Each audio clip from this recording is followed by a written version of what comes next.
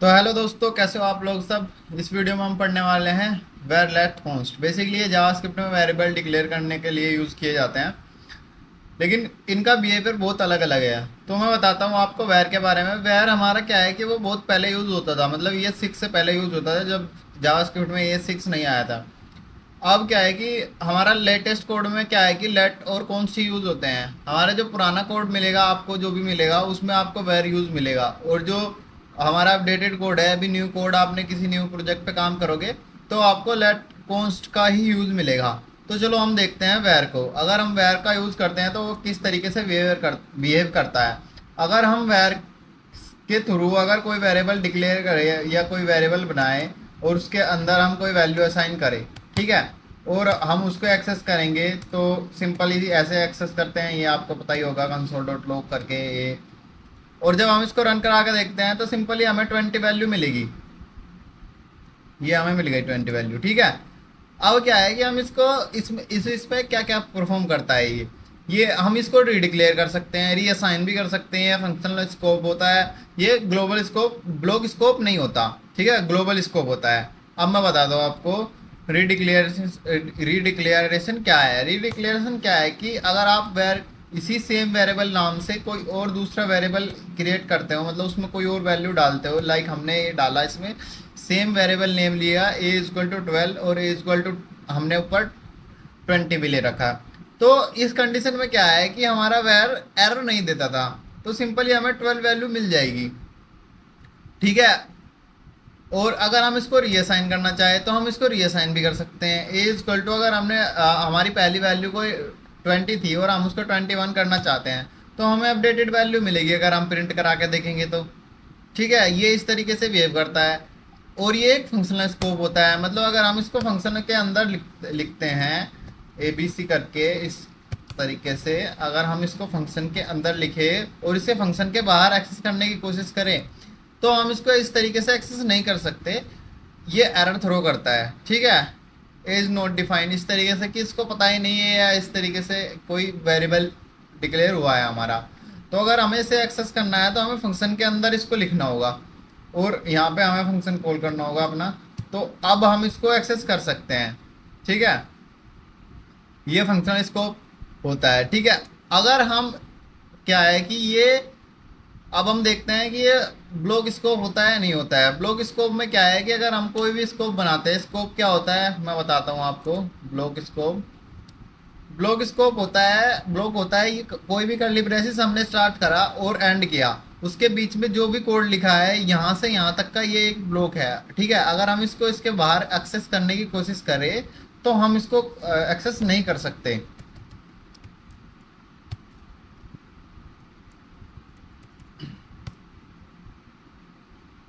ठीक है। अगर हम इसको इसके बाहर एक्सेस करने की कोशिश करें तो हम इसको एक्सेस कर सकते हैं, ठीक है, क्योंकि ये ब्लॉक स्कोप नहीं होता, ये ब्लॉक को रिस्पेक्ट नहीं करता अगर कोई भी ब्लॉक हम इसमें यहाँ पे लिखते हैं, ठीक है।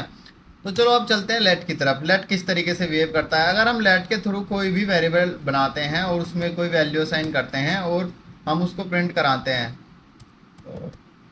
ठीक है।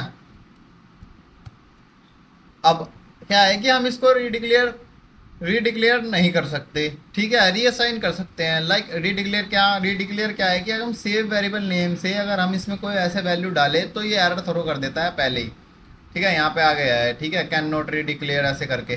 तो आप इसको रीडिक्लेयर नहीं कर सकते। अब हम इसको रन करके देखेंगे तो हमको एरर मिलेगा, ठीक है।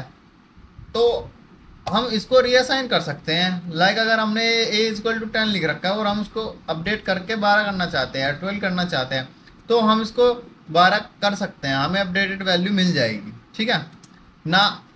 ये फंक्शन स्कोप भी होता है, ये ब्लॉक स्कोप भी होता है। किस तरीके से, अगर हम इसे फंक्शन में किसी में लिखेंगे, ठीक है, तो उसके बाहर से हम इसको एक्सेस नहीं कर सकते,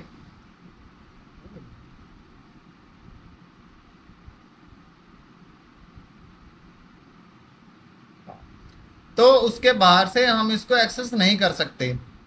वो पहला आउटपुट आ रहा था बेसिकली, ठीक है, तो हम उसके बाहर से इसको एक्सेस नहीं कर सकते। या हम देख सकते हैं ये ब्लॉक के बाहर से भी हम इसको एक्सेस नहीं कर सकते। अगर हमें इसको एक्सेस करना है तो हमें ब्लॉक के अंदर ही इसको प्रिंट कराना होगा, तो हमें हमारी 10 वैल्यू मिल जाएगी, ठीक है। तो इस तरीके से लेट है। अब कॉन्स पे चलते हैं। कॉन्स क्या है? कॉन्स खुद में ये कॉन्स्टेंट वैल्यू है, ये दिखा रहा है कि हाँ एक बार अगर आपने कोई a इक्वल टू 10 कर दिया तो आप ना तो इसको रीडिक्लेयर कर सकते हैं, ना ही आप इसको रीसाइज कर सकते हैं। मतलब ना तो आप इसका कोई साइज चेंज कर सकते हैं, ना ही सेम वेरिएबल नेम से आप कोई और वेरिएबल क्रिएट कर सकते हैं। चलो मैं आपको करके दिखाता हूँ। अगर हम करते हैं तो हमें इसमें एरर मिलेगा। ठीक है, तो ये हमने करा, प्रिंट करा तो हमें 10 वैल्यू मिल रही है। अब क्या है कि अगर हम इसको मतलब थोड़ा अपडेट करने की कोशिश करें, अब हम क्या चाहते हैं कि हमारी a इक्वल टू 10 थी वैल्यू, तो हम इसको 12 करना चाहते हैं और हम इसको प्रिंट करने की कोशिश करेंगे तो हमको एरर मिलेगा। एक सेकंड मैं अभी करता हूँ नोड स्क्रिप्ट। ठीक है, तो ये देखिए हमें एरर मिला है यहाँ पे। तो हम इसको रीअसाइन नहीं कर सकते, ना ही रीडिक्लेयर कर सकते हैं। ठीक है, और ये फंक्शनल स्कोप भी होता है, ब्लॉक स्कोप भी होता है। मतलब वही कि अगर हम इसको फंक्शन के अंदर लिखेंगे, किसी भी फंक्शन के अंदर, फंक्शन ABC, अगर हम कोई भी फंक्शन बनाते हैं और उसके अंदर हम इसको लिखते हैं, ठीक है, और हम बाहर से इसको एक्सेस करने की कोशिश करते हैं तो हम नहीं कर पाएंगे, हमें एरर मिलेगा। ठीक है, तो अगर हमें इसे एक्सेस करना है तो हमें इसके अंदर से ही इसको प्रिंट कराना पड़ेगा, तो हमें हमारी वैल्यू मिल जाएगी। ठीक है, तो हम रन करेंगे तो हमें हमारी वैल्यू, ओह सॉरी, हमें फंक्शन कॉल करना होगा, तो हमें हमारी वैल्यू मिल जाएगी। क्या है हमारी वैल्यू? 10। ठीक है, तो ब्लॉक स्कोप में भी सेम है। अगर हम कोई ब्लॉक बनाते हैं, ठीक है, तो उस ब्लॉक के अंदर से ही हमें इसको एक्सेस कर सकते हैं। अगर हम अंदर से करेंगे तो 10 मिल रहा है, अगर हम इसको बाहर से एक्सेस करने की कोशिश करेंगे तो हम इसको एक्सेस नहीं कर सकते। ठीक है, तो हमें ये एरर देता है। मेरे ख्याल से आपको समझ आया होगा।